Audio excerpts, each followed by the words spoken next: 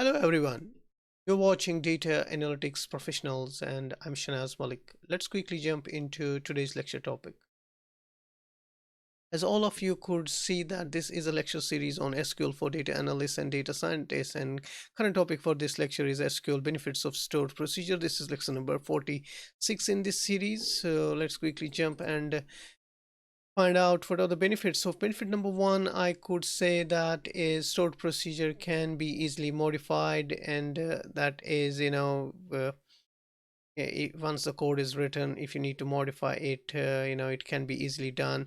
Reduce network traffic, as when you send when if you have to send a stored procedure across the network, you just send the name of the stored procedure and not the whole code, and which automatically reduces network traffic. And reusable, I have already discussed in last several lectures. So that could be, because once it's written, you can use it again and again. Not only one user, it can multiple users can use it. So security using encryption, we could encrypt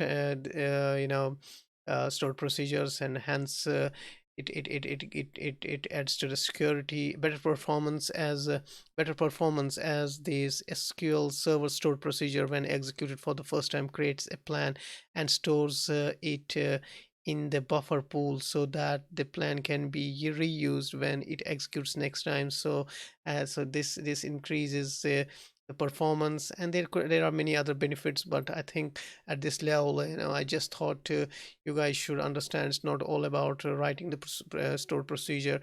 There are numerous benefits, and some of them I have highlighted for all of you here.